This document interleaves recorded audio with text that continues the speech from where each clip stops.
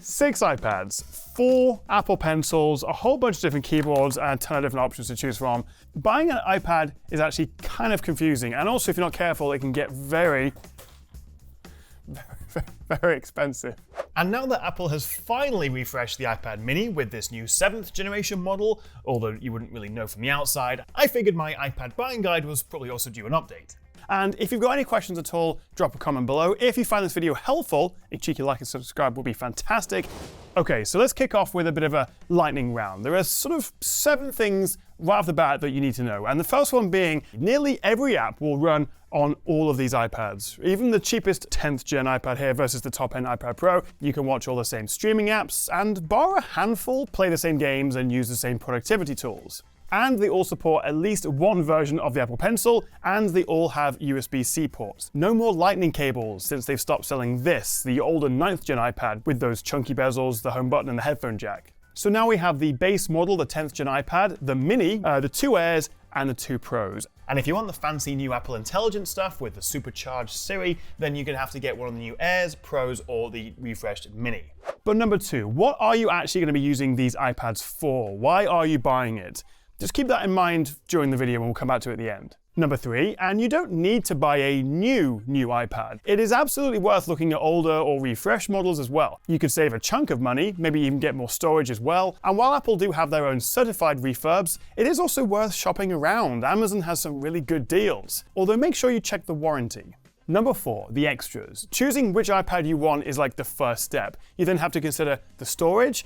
Do you want 4G or 5G cellular connectivity? Do you want a pencil? Do you want a keyboard? Do you want it engraved? And the answer to that is no, because it's much harder to resell, although you can still always trade it in. But I would avoid engraving. I think in order of importance, I would say storage first, because that is the only thing that you can't change afterwards. Yes, you can't also change whether it has a mobile cellular plan, but I don't think that many people really use it. Businesses perhaps, but generally for me, I'm either on Wi-Fi or I can hotspot from my phone. So if you think you need to, maybe increase the storage because you can't upgrade this, you're stuck with it. Then decide if you also need a keyboard for a more laptop-like experience, and then perhaps the Apple Pencil. Number 5, and I know this is kind of obvious, but is a tablet really the best option for you? And would a laptop actually be better suited? Considering MacBook Airs and Pros aren't that much more expensive than the iPad Air and Pros, especially if you opt the storage and add a keyboard. But of course, the iPad gives you this lovely big touchscreen with the fantastic Apple Pencil and keyboard accessories. There's Apple's App Store, we get long battery life, cameras front and back, and also just the incredibly slick iPadOS software, all in a beautifully crafted, thin and light form factor. But of course, as lovely and slick and fast and nice to use iPadOS is, this is not going to be a full laptop replacement. It comes close in some ways, and in other ways it's actually better, but you are still by and large getting the mobile versions of apps. And also the file management and the desktop and home screen and all that stuff still feels a bit kind of clunky compared to a regular desktop. With that said though, tip number 6, for my money, these are the best tablets you can buy, especially if you're already in the Apple ecosystem, if you already have an iPhone or a Mac or use AirPods, if you're in that lovely, cozy prison ecosystem, it is very, very convenient. Although, bear in mind, you do have other options. Samsung's Galaxy Tab series, you've got Pixel tablets, you've got the Surface Pros, especially now there's one with the Snapdragon X Elite chip, or if you just want something cheap and cheerful for reading or maybe for the kids, then consider a Kindle Fire. Number 7, Apple Intelligence, and this is being very slowly rolled out. But for new writing tools and text summarization and priority notifications, Genmoji, ChatGPT, and of course the supercharged Siri, all this is under the umbrella of Apple Intelligence. But as I say, you will need an iPad Pro or an Air with an M chip, so M1, M2 or M4, or this new refresh Mini with its A17 Pro, which is the same chip that you get in the iPhone 15 Pro series. Right, so with that quick lightning round out the way, let's look at the lineup for 2024 and figure out what are the differences and which one you should actually buy. And we have 4 iPad models to choose from, with 2 of them having larger options. And if you want a full spec breakdown, then definitely check out Apple's comparison tool, it's actually quite useful. But let's start with what is known as the iPad. It's the base iPad, the 10th generation model. This is the cheapest one. Now that Apple's discontinued the older 9th gen and given this a price cut, this used to be like $499. I think this is terrific value for money. And this may be the base model, but it's great, and it does all the usual iPad-y things, like watching movies, playing games, reading and browsing effortlessly. The only thing I miss from the outgoing 9th gen is the headphone jack. I know a lot of people, especially with kids and schools, did appreciate having that, and of course you can still buy them from third parties, just not new from Apple. But this 10th gen iPad has a lovely slim design with 4 very snazzy colors. We get the A14 Bionic processor, which has more than enough performance for 99% of apps and games. We get Wi-Fi 6, Bluetooth 5.2, there's a 5G cell option, and like pretty much the rest of the lineup, we have about 10 hours of battery life. So this is a 10.9-inch 60Hz LCD screen, and it is very nice. The only downside, the one sort of thing that I miss about some of the higher end models, even the Air and the Mini, is it doesn't have the anti-reflective coating. You can see if I bring up the iPad Air and shine it at my little studio light, if I can get the angle right, that's kind of hard to do in reverse, you can see quite a big difference there.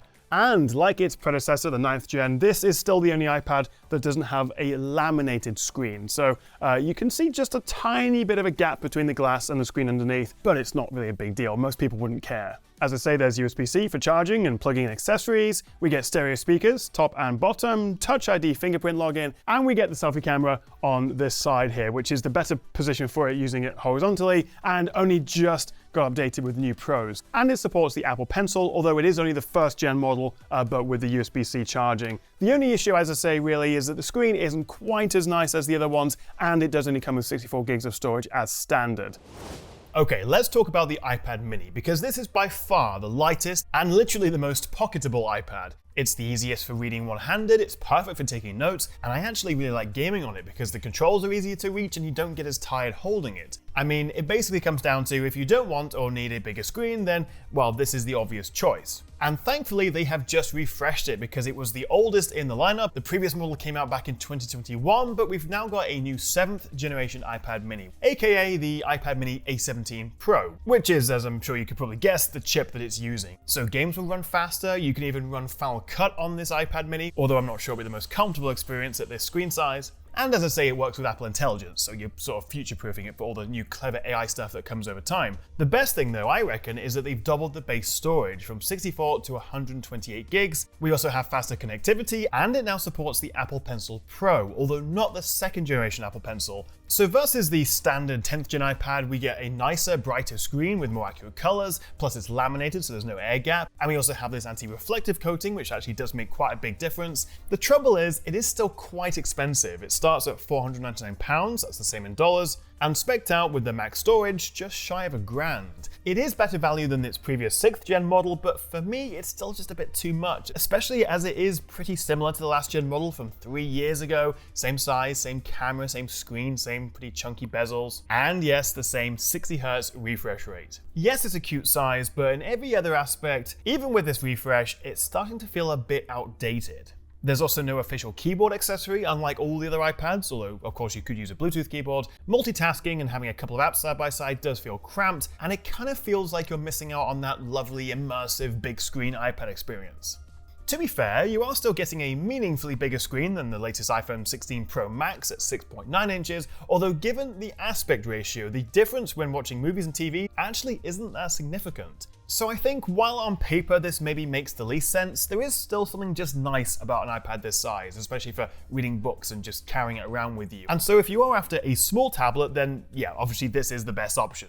Alright, we're moving up in the world. Let's talk about the newly refreshed 2024 iPad Airs. We have an 11 and a brand new 13-inch version, which I was going to try and, let's just do it. Let's try and pick up both side by side and see if I can make that work. And now the screens are too bright. Okay, I'll cut to B-roll.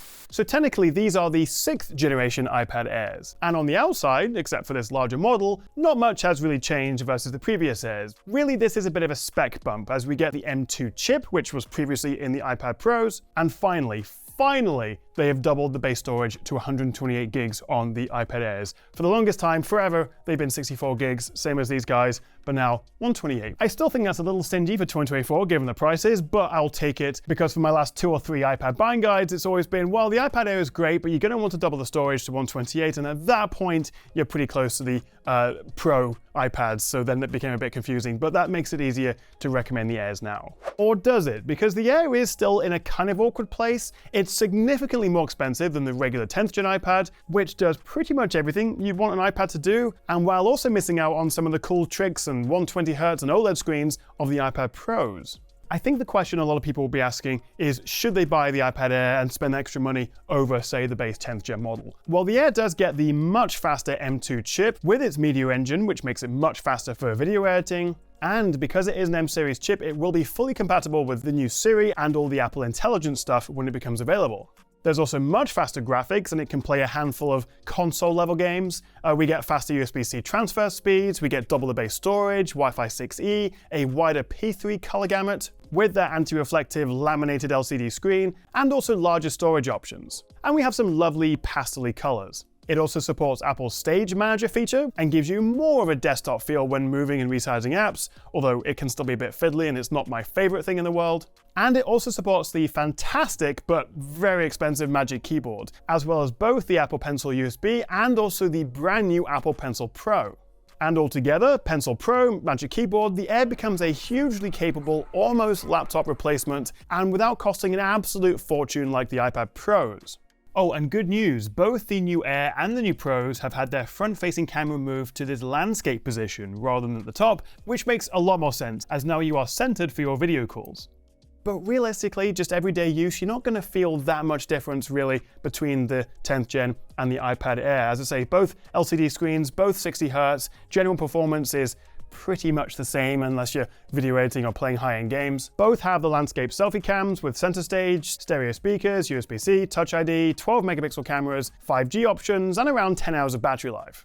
But even with all that performance under the hood, because we have that 60Hz screen, it just doesn't feel as fast as the Pros. And if the Apple Pencil support, particularly the Pro, is really important to you and you want the absolute best pencil experience, you'll want to go with the Pro because it has that high refresh rate as well. It's not a bad experience by any stretch on the Airs, but that is a little bit just more responsive. For £250 more than the 10th gen iPad, it is a little bit hard to recommend the iPad Air. I think what makes it really stand out is the 13-inch model of this, and you can see my pet friend's memory from 2021. We got Sylvie the cat there. If I was going to go for the Air, I think I would actually go for the 13-inch version because you're getting this really lovely big screen, but it is £500 cheaper than the similarly sized iPad Pro. And the bigger screen is just so much more immersive for movies and games, and the extra space makes multitasking and using the keyboards feel less cramped. And while we are certainly into laptop money territory at this point, especially if you bump the storage and add a keyboard and pencil, but if you do just want a big screen iPad that does everything you need, skip the Pro, go for this.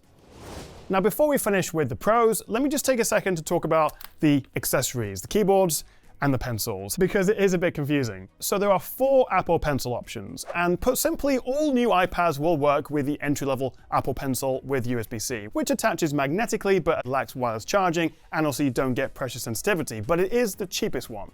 So the latest 2024 iPad Pros, Air and the Mini also support the new top-tier Apple Pencil Pro, which comes with features like haptic feedback, and you can squeeze it and do barrel rolls. And from some actual proper artists I've spoken to, they all seem pretty excited about it. Plus it also supports Find My in case you lose it, which is probably what I would end up using the most.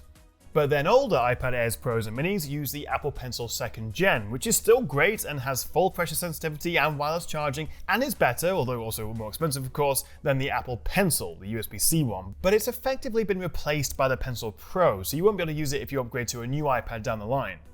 And finally, the basic iPad, the 10th gen one here, also supports the older 1st gen Apple Pencil, but has the awkward charging because you need a lightning adapter. So for the basic iPad, I would go with the Apple Pencil USB-C.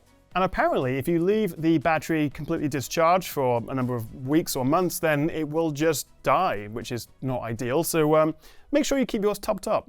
And then we have the keyboards. And just in terms of official keyboards, as I mentioned, the iPad 10th gen gets this lovely Magic Keyboard Folio with a touchpad and function row, although it doesn't hold the iPad as high as the regular Magic Keyboard does, making it a little bit trickier to use on your lap, and also misses out on backlit keys. But you can split it into stand mode if you don't want to use the keyboard. The new iPad Airs, as well as the last couple of gens of Airs and Pros, are compatible with the original Magic Keyboard, which is still fantastic and lovely to type on. But it is very expensive, as is the new Magic Keyboard exclusive to the new Pros, and it's kind of like a 2nd gen Magic Keyboard, with a bigger glass trackpad with haptic feedback, along with a full set of function keys, making it look and feel almost identical to a MacBook Air keyboard and trackpad.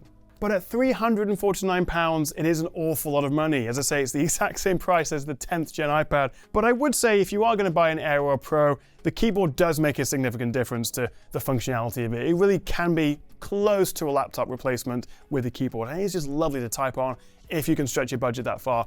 Alright, so that's the accessories. Let's talk about these new iPad Pros. Just refreshed for 2024 with a pretty big upgrade actually. Thinner, lighter, we have the new M4 chip, and not only does it come in 11 and 13-inch sizes, this is also the first time that we have an OLED display on a laptop. The Airs, the Mini, and the regular one all use LCD. The previous 12.9-inch iPad Pro did have a mini LED screen, which is very nice, but this tandem OLED is even nicer, with no light bleed or blooming, with deeper blacks, better contrast, same brightness up to 1600 nits, 120 Hz, so it feels incredibly fast. And the best bit is you get the exact same screen on the small 11-inch as well. Previously, that had to make do with a crappier screen, while you had to spend the extra money to get the high-end mini LED. With the new Pro lineup, it's the same screen on both, just a different size. It's also ludicrously thin at 5.1 millimeters for the 13-inch or 5.3 for the 11. It's also ludicrously powerful with their M4 chip, which gives the M3 chips in a MacBook Pro a run for their money, which is even more impressive given this doesn't have a fan for cooling. But it is also ludicrously expensive. The 11-inch iPad Pro starts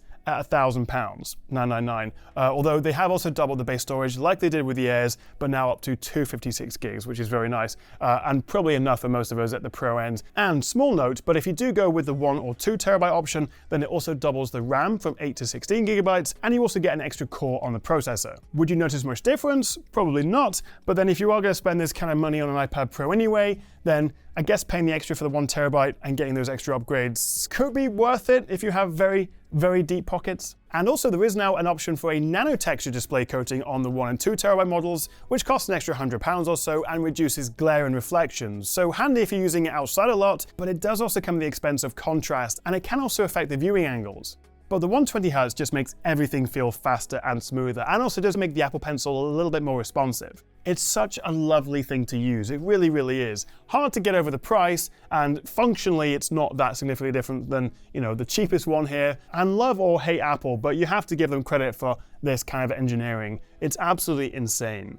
Other upgrades with the Pros include quad speakers, which sound incredible, although the 13-inch Air speakers are noticeably better than the 11-inch. It's like a halfway house between these. We also get quad studio mics, we have Face ID login rather than Touch ID, faster Thunderbolt USB-C, which allows you to connect up to a 6K display. We have the True Depth selfie camera, we have up to 16 gigs of RAM, and it also supports 4K ProRes video recording, as well as hardware 8K H.264 and AV1 decoding, which may mean nothing to you, but if it does, great.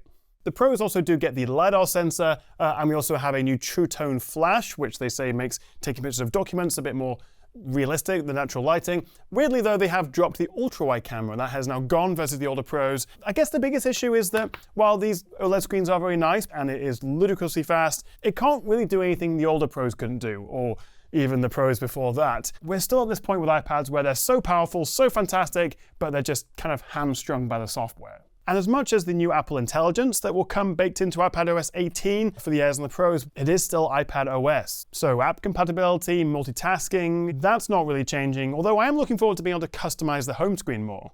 And the crazy thing is, a top-spec iPad Pro, 2 terabytes with a keyboard with a pencil, is about £70 more expensive than a 14-inch MacBook Pro with an M3 Pro chip and also a terabyte storage. It can be a little hard to justify, which, if anything, just makes it easier to recommend the 10th gen iPad. I love this thing. So let's wrap this up. Which one should you actually buy? Well, I kind of spoiled it earlier on, but I think the pick of the iPads for me is the base one, the cheapest one, the 10th gen iPad. I think for the price, this does everything you need from an iPad and is really good value. I think the other one to consider would be the 13-inch Air if you want the big screen, some of the nicer features, and it is just so much cheaper than the 13-inch Pro. So if you want a big screen, great all-rounder iPad with an M-series chip, so it will get all the Apple Intelligence stuff and also Apple Pencil Pro support, I think the iPad Air, and possibly with a Magic Keyboard and Pencil, is like the best all-rounder option. The iPad mini is a lovely device, but I still think it's a bit too expensive, especially higher storage models, and it just feels like a bit of a lazy update. The same design, same bezels, the 60Hz refresh rate, you really have to want that smaller size for it to make sense. And in terms of the Pros, well, they're just so expensive and they don't do anything fundamentally different than the Airs or even the older Pros, which are still definitely worth looking at if you can get a good deal on them. I think the highlight is that 120Hz OLED screen, particularly on the 11, which you couldn't get before. So I think maybe the 11 Pro would be my pick of those guys, but certainly they are very, very nice. They're just a lot of money. So in order, I would say number 1, number 2, number 3, 4, 5, 6, I think. What do you reckon? So I hope that helped and you now have a better idea of which one to buy. If you've got any questions at all, drop a comment below, and I'll see you next time right here on the Tech Chat. Thanks for watching.